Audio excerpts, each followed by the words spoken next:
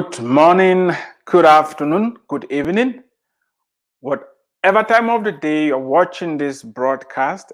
This is Dr. Eric Tangumonkem with IEM Approach, where we inspire, equip, and motivate people to discover God's great potential in them, develop that potential, and deploy it. I want to welcome you to today's broadcast. And if this is the first time you're joining us, please do me a favor, invite other people to join us, share the broadcast, and if you haven't subscribed to my YouTube channel, do so. If you're not following me on LinkedIn, I encourage you to do so as well. There is a lot of power in listening to information that has the potential of changing your life, to information that has the ability to uplift you, to bring hope, to bring encouragement. Today, with tons of information, and it's going to take some amount of discernment for you to know which of the voices you are hearing that have the ability to help you move from point A to point B. I started this series of broadcasts talking about immigrant issues because I am an immigrant. I support immigration that is done right. And I understand that it's not just enough for you to show up. If you show up and you don't get help, you are going to fail. While many people think America is a land of opportunities and there is potential for you to become wealthy, there are also a lot of pitfalls. I'm having this conversation right now after almost 20 years of living in the United States. I've made tons of mistakes, a lot of them. I've already talked about some of them. If you listen to the previous episodes, you will hear about my own story. When I came here almost 20 years ago, I wish somebody had put together a roadmap like what I have here for you today. If you are an immigrant and you're listening to me, please, this book is just $8. It's quite voluminous. It's not about $8. It's about trying to help. It costs time and resources to put something like this together. But when we're trying to figure out the price of the book, I focused on the fact that I want as many people as possible to lay hands on this resource. It's going to be a roadmap for you to keep consulting. And the overall purpose of this was to come out with 52 areas that I think if every immigrant can work on those 52 different areas, one area per day in a year. However, each area you're going to have to read other books that are talking about that area, in addition to the synopses that are presented here. At least you're going to be starting with a roadmap. You will know what you are supposed to know. The tragedy is that most people don't even know that they don't know what they are supposed to know. Can I say that again? if you didn't catch it. The tragedy is that many people don't know that they don't know what they are supposed to know.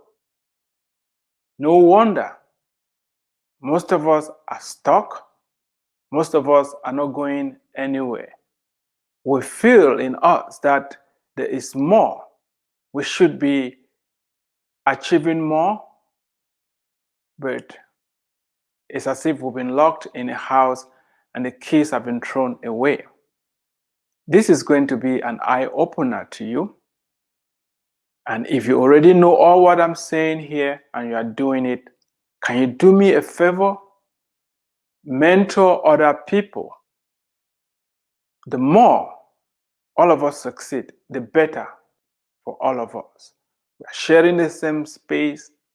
We need each other to be doing well, because when the tide moves into the harbor, every ship, every boat, no matter the size, is also going to rise.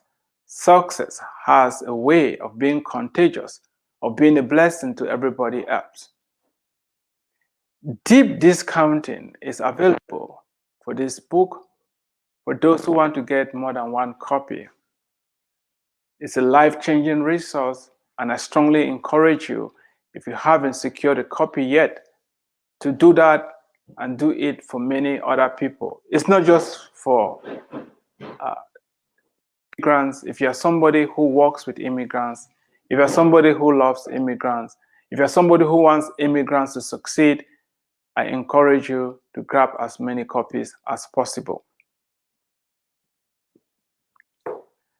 If you are still wondering why we're having this conversation, I want you to know, as I've said each day, that it is okay to make mistakes, but it is foolish to repeat the mistakes other people have made. It's stupid to repeat the mistakes other people have already made. One way to avoid that is by reading, is by listening to the right information that will provide you the ways to escape from falling into the traps of others.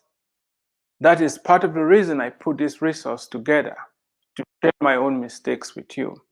I'm going to be talking today about buying a house. If I knew what I know now,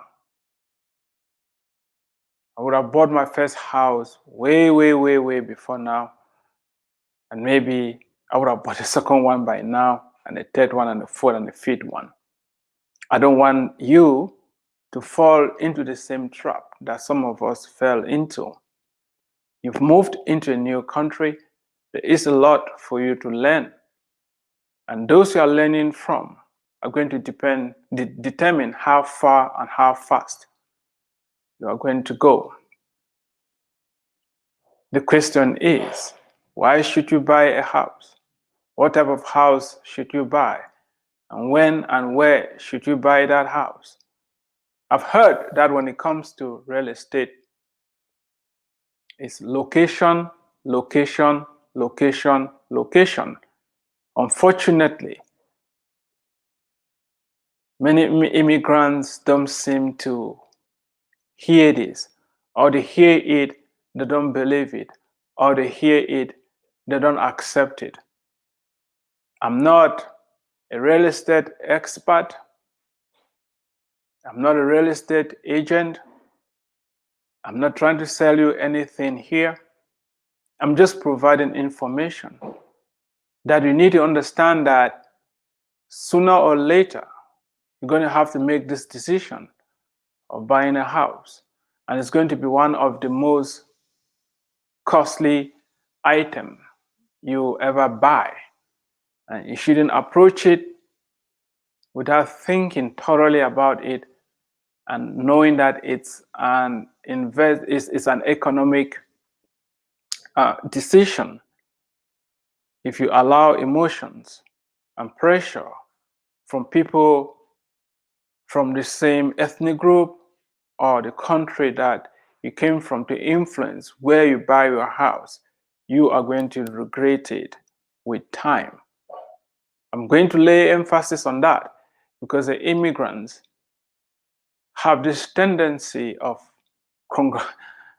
congregating in some particular area of town. One person buys a house somewhere, and the next thing you know, everybody else is moving towards that particular direction to buy a house. Don't do that. We have already talked about the need for you to continue being uncomfortable if you want to keep growing. You have it in you. You left your country of birth. You are here right now. It's an indication that you are a risk taker. It's an indication that you have what it takes to grow. And I don't want you to settle down for what is familiar, what is comfortable, what is predictable. When it comes to buying a house, you must understand that a house is more than a house. It's not just a place that is going to provide you shelter. You're going to be investing a lot of money in that property, and you want to position yourself in a place that that house equity is going to grow on that house over time. Before we get to you making that decision, if you're ready to buy a house or not, there are a few things that you need to know from the get-go. Your FICO score is going to determine how much interest you pay on the loan you will take to buy a house. What you realize is that from where you're coming from, you could start building a house and move into the house without completing it. Fortunately, in the United States, things are not done like that. The house has to be built to code. It has to be inspected, make sure the house is safe before the occupants can move in. And that is why most people do not buy their houses and pay cash. You're going to have to go to the bank and take a loan and buy the house. And for you to qualify to buy that house, you will need a stable source of income and a good credit score,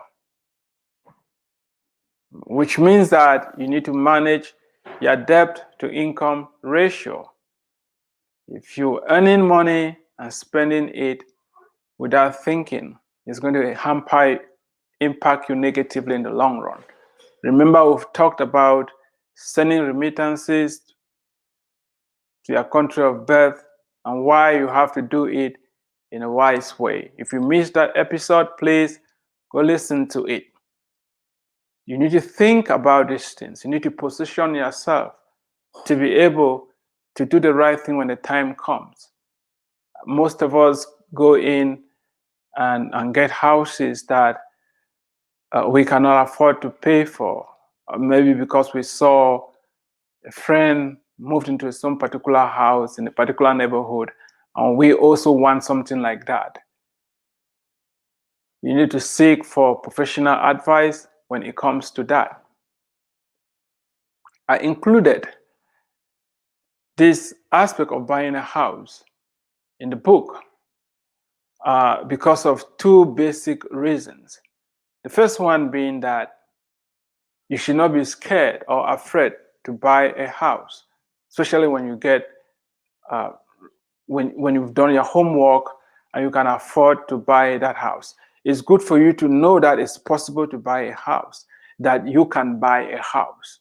That is something that I had to live here for a long time to start wrapping my mind around that, and because of that, it delayed when that decision was made. The sooner you can buy a house, if you're having all what it takes to, the better, because you're going to start building equity in that house. There are lots of advantages of owning a house. You have tax advantages. You have the ability to build equity in the house, and you have to understand that in so much as you have lots of advantages, there are also disadvantages of owning a house. When you buy a house, if you lose your job and you want to move to another location, it's not going to be as smooth as maybe if you're renting and you just pack and leave. So you need to understand some of the drawbacks. However, if you own a house, you buy it in the right place, you do your homework, the advantages will outweigh the disadvantages depending upon your circumstances. And that is why it will be good before you actually make that decision for you to talk with an expert. I was a student and I could have bought a house, but I didn't know what I know now because of information that I had. I thought for you to buy a house, you need to have this, all my own parameters were not the right ones. So I'm having this conversation because I think the sooner I start thinking now, oh, it's possible for me to buy a house, the better, so that you'll be able to start planning towards making that important decision. Secondly, if you mess up your credit, if you are careless with how you are living, it's going to impact you when the time comes for you to buy a house. And that is why I want that from the get-go, you should be thinking about how your actions will either facilitate or impede you when the time comes for you to buy a house. You need to start building your credit history, and that is something that has to do with how you manage credit. If you have a credit card, treat it as a debit card. In other words, you spend on the card, at the end of the month, you pay it off. Don't overstretch. Don't spend money you don't have. Don't get into debt that you cannot manage. Avoid living above your means. If you do that from the get-go and stay out of trouble, you're going to have a good credit score. I have the different FICO scores in the book. If you get a copy, you will see what the ranges are. You can also Google it online. You'll find what the FICO scores are. So if you come in day one and you know, oh, it's possible for me to own a house, I have to be careful the way I live. I have to build up a good credit history. A few years down the line, when you're about to buy that house, you'll be having good credit. It's going to impact the interest that you pay on your loan. The last thing, the third one, and the most important, is that of not allowing people from your ethnic group or from your country of birth to influence you to buy a house where they've already bought their own house. Buying a house must be driven by economics. It's important.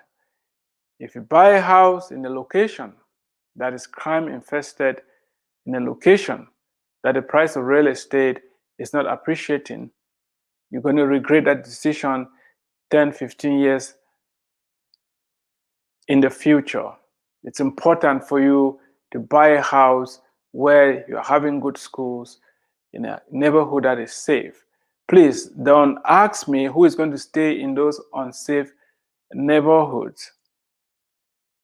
Have you heard that you should choose your friends and don't let your friends choose you? In other words, it's your money. Will you, in your right mind, put $2 million in a suitcase and hand it over to somebody you know can steal that money from you? Will you do that? None of us is going to do that. So why will you want to invest hundreds of thousands of dollars in a house and you just go buy it anyway just because you want to do an act of charity. If you're into charity, it's a different, you approach it differently. It's your house, and you should be wise about it. There's no point congregating with other immigrants in the same place because you want to feel comfortable. No. Real estate is driven by location, location, location. Don't let anybody talk you into buying a house in a certain place because they are also living there. Think long term. Will this house hold its value? Are the schools good? Is the house going to appreciate? Am I going to build equity on my house? It's very important for you to think about that. If you want to help the neighborhoods that have crime, the neighborhoods that are dilapidated, you should look for other ways to help. But if you are called to go there for to invigorate the area, it's a whole different discussion. But if you're looking for a place to stay with a family, make sure you are very careful where you select to build or to buy that house. You can buy land and build. All these are technical details that I don't have the expertise to advise you on. There are lots of real estate agents around. Reach out to them when the time comes for you to make that decision. However, what you can do now is to make sure you're building a good credit history, is to make sure that you are learning as much as you can about the city that you're living in, the good areas that have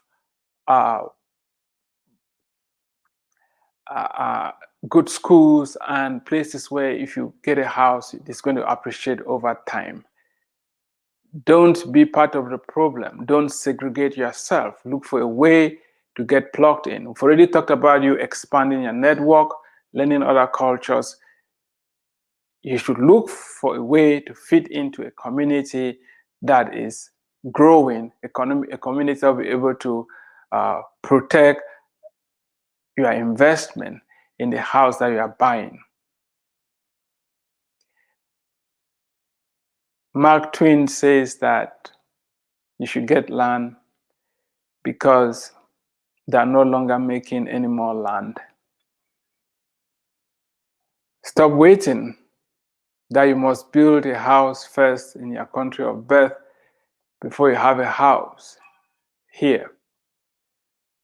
You can live in two places at the same time. I hope you are thinking the money that you invest here, you have access to it. Whatever you do out of this place,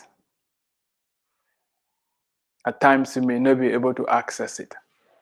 Thank you so much for watching.